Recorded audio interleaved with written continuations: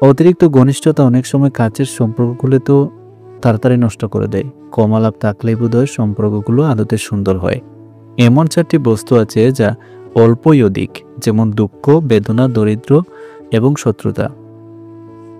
মনে রেখো, আজকের দিনটি তোমার সেই ভবিষ্যৎ যা নিয়ে তুমি গতকাল চিন্তিত ছিলে। তুমি যাকে সবচেয়ে বেশি ভালোবাসবে সে তোমার ভালোবাসা বুঝবে না। না পাওয়া এক ধরনের পাওয়াই।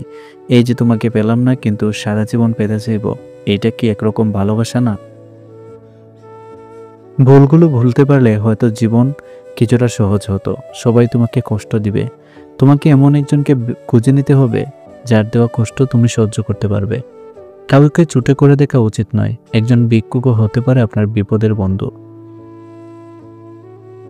মানুষ মানুষের আচরণ দ্বারা মনে জায়গা নেই, আবার আচরণ দ্বারাই মন থেকে উঠে যায়। মেয়েরা যে জিনিসটা নিয়ে সন্দেহ করে সেটা অনেকটাই সত্যি হয়।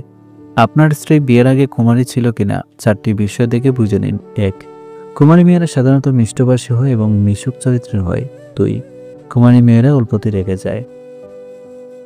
কুমারী মেয়েরা বিয়ের পরপরই বাচ্চা নিতে চায়। কুমারী মেয়েদের তেমন কোনো ছেলে বন্ধু থাকে না। এই বিষয়গুলো যে মেয়ের মধ্যে থাকে বিয়ের আগে কুমারিত্ব নষ্ট হওয়ার সম্ভাবনা থাকে না। ফ্যামিলি প্রবলেমে যাদের জীবন অশান্তি হারায় গেছে, একজনকে ভালোবেসে যারা বিলীন হয়ে গেছে, নানান কারণে যাদের জীবনে ভালো দিন হারিয়ে গেছে, সেই সব মানুষদের জীবনে ভালো সময় আসুক, শান্তি আসুক, তারা একটু সুখে থাকুক। মেয়ে লোকের জীবনে কোমরে হাত রাখার মানুষের অভাব হয় না, অদূর ভবিষ্যতও হবে না। শুধু মাথায় হাত রেখে আমি তো আছি, আমি থাকবো বলে ভরসা দেওয়া মানুষের ভীষণ অভাব। ভালোবাসায় কি আছে, সুখ নাকি দুঃখ? যদি সুখ থাকে তাহলে মানুষ এত কাঁদে কেন? আর যদি দুঃখ থাকে তাহলে মানুষ ভালোবাসে কেন? লক্ষ্য পূরণের পথে 2টি জিনিস অবশ্যই আসবে। প্রথমটি বাধা আর দ্বিতীয়টা বদনাম। সময় বদলাতেও সময় লেগে যায়, কিন্তু মানুষ বদলে যে সময় লাগে না,